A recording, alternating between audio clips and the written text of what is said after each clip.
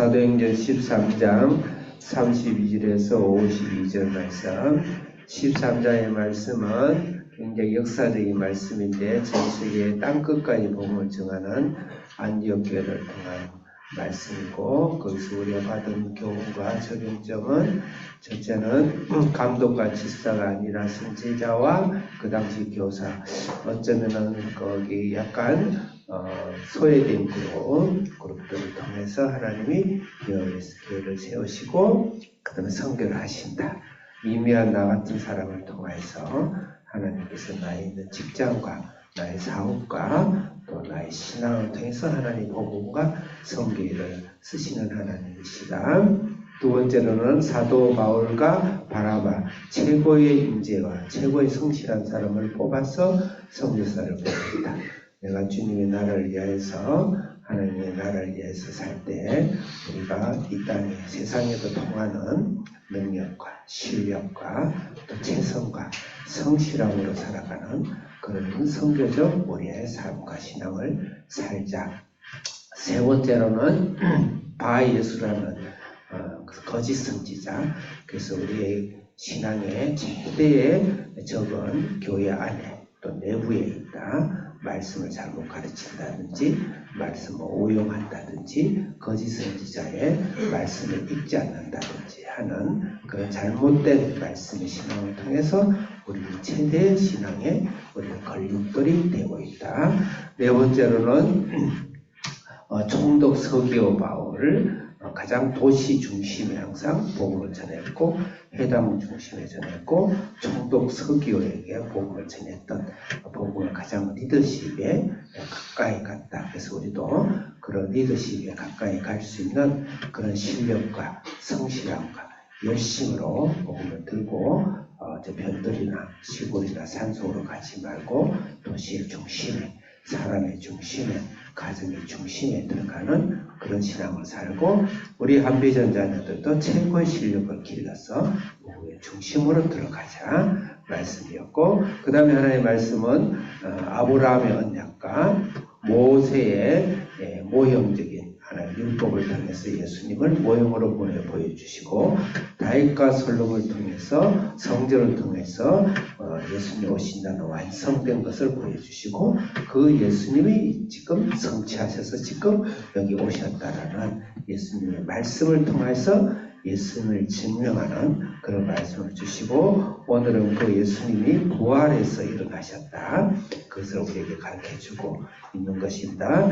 여기서 우리에게 교훈점은 사도 바울도 그렇고 베드로도 그렇고 반드시 부활하신 예수님을 전하고 할 때는 반드시 말씀을 인용하셨다. 구약의 거의 박사급이었다. 그래서 우리 신앙생활을 보면 현대 그리스도인들이 반드시 말씀을 알아야 된다. 먹고 마시고 귀티에 깊이 들어가고, 그렇지 않고서는 천국은 들어가겠지만 하나님 나라 먼 거리에 있는 사람이 될 수밖에 없다. 그래서 우리는 정신을 차리고 우리가 말씀에 깊이 들어가는 사람이 되어야 되겠다. 오늘은 우리가 부활을 주신 하나님을 묵상하도록 하겠습니다. 32절 크게 읽겠습니다. 시작. 33절 시작.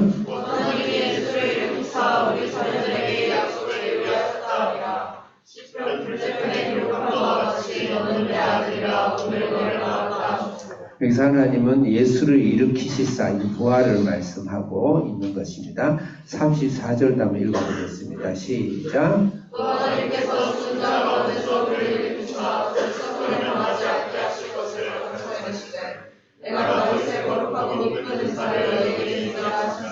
시간상 그를 일으키시사 32절도 그렇고 33절도 그렇고 34절 이렇게 지금 부활을 이야기하는 거죠. 그래서 우리가 예수님이 이 땅에 오셔서 성경 말씀으로 인용하시고 성경 말씀으로 증거하시고, 두 번째는 그 예수님이 부활한 예수님을 반드시 가르쳐야 된다. 하나님은 우리에게 부활의 예수를 주셨지, 죽은 예수, 그냥 영정사진의 예수, 한번 우리에게 구원을 한번 주고 그 다음에 땡 하고 천국 갈 때까지는 다시는 예수님을 체험하지 못하는 그런 신앙이 아니라 오늘 하루하루에도 부활에 일으키시는 부활의 예수님 우리에게 주셨다. 두 번째로는 예수님을 부활하실 때 시편 둘째 편이라는 것은 시편 2편 7절을 말씀하십니다. 여기에 너는 내 아들이라 오늘날 너를 낳았다. 이 말씀은 왕관을 왕이식을 할 때 쓰는 말씀입니다. 왕이식을 다윗이 솔로몬이가 왕을 세울 때 이럴 때 쓰는 말씀이에요. 그러면 부활이라는 의미는 무엇인가? 부활의 왕으로서의 통치를 이야기하시는 거죠. 예수님의 부활의 의미는 우리 속의 부활의 신앙은 왕으로서 예수님이 통치하신다. 영적인 왕으로 하나님의 왕으로 우리를 통치하신다. 이 땅에 그냥 육체로 계셨더라면 우리를 통치할 수가 없어요. 예수님은 육체를 부활하셔서 하나님 보좌 우편에 앉으셔서 오늘도 이 하나님 나라의 왕으로서 오늘 시간 여러분을 사토 원수 마귀를 쫓아내고 악한 제약들을 쫓아내고 우리를 어둠과 시련과 환난과 공고 속에서 우리를 통치하시고 우리를 부강한 나라의 백성들의 시민권은 굉장히 자랑스럽죠. 왜? 보호를 잘 해주니까. 하나님은 오늘도 예수님은 우리를 통치하시고 우리를 보호하기 위해서 오늘도 왕으로서 부활의 왕으로서 오늘 우리 가운데 함께 하신다. 그 다음에 34절에 보면은 부활의 의미는 썩지 않음이에요. 썩지 않음. 자, 35절도 읽겠습니다. 시작.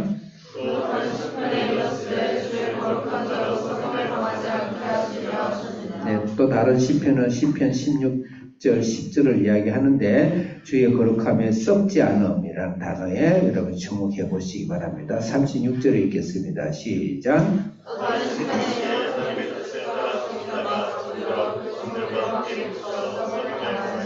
또 무엇을 강조하고 있죠? 썩지 않음을 강조하고 있습니다. 37절 읽겠습니다. 시작. 여기서 썩음을 당하지 않는다. 그럼 부활은 무엇입니까? 썩지 않는 것이죠. 부활의 반대는 뭡니까? 썩는 것이죠. 썩지 않는다. 그래서 썩지 않는다라는 의미는 원어에 보면 웅덩이, 물이 많고 썩어져 있는 웅덩이를 말하고 있습니다. 습습한 벌레와 또 바이러스와 병균이 있는 그런 기와 사망과 죽음의 벌레들이 있는 병균이 있는 그 웅덩이에서 우리를 썩지 않도록 한다. 그래서 부활이라는 것은 우리가 썩지 않는 웅덩이에서 구원하는 우리의 죄와 사망과 권세와 죽음과 슬픔과 좌절과 실패의 이 썩음 속에서 오늘도 예수님은 보좌 우편에서 통치하시고 오늘도 성령은 우리 가운데 우리를 이 땅을 지배하시면서 썩으면서 우리를 웅덩이에서 구원하시는 그런 부활의 신앙, 부활의 천국 가서만 맛보는 것이 아닙니다. 오늘 당장 그 예수님과 동행하 손을 붙잡고 이 썩음의 웅덩이에서 나오는 탈출하는 그런 신앙을 반드시 우리가 경험해야 된다. 왜? 부활의 신앙일 거다.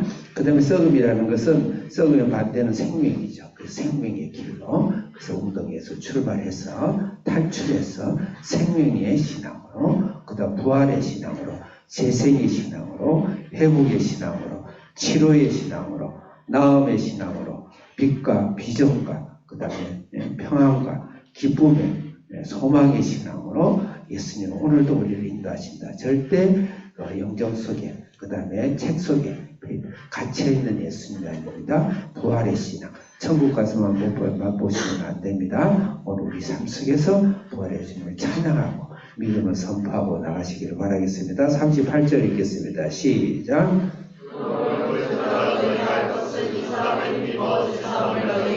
예, 부활은 제3이죠. 39절 시작.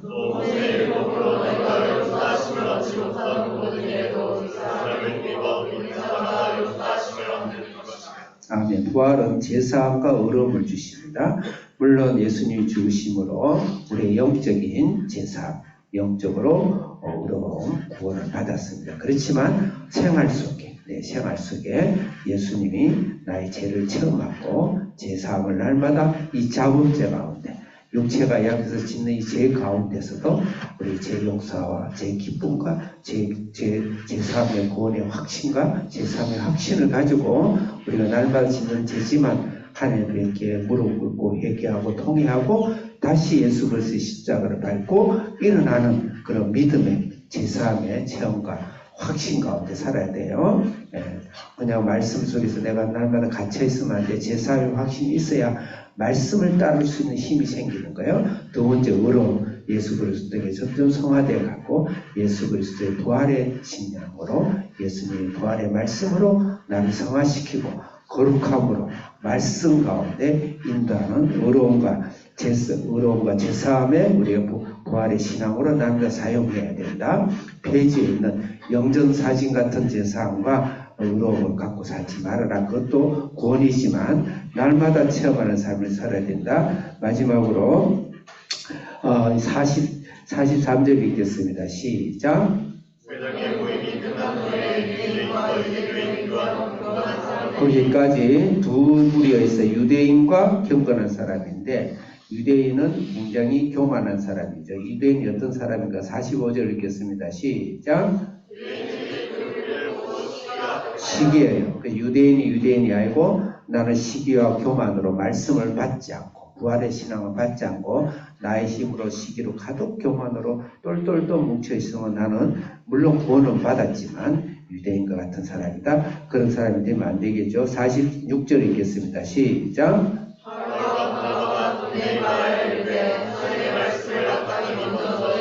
거기까지 유대인은 먼저 받은 사람이에요. 그래서 내가 신앙생활이 좀 오래 열린이 된다고 점점 굳어지는 유대인 같은 신앙이 되면은 안 되겠죠. 그 다음에 50절 읽겠습니다. 시작.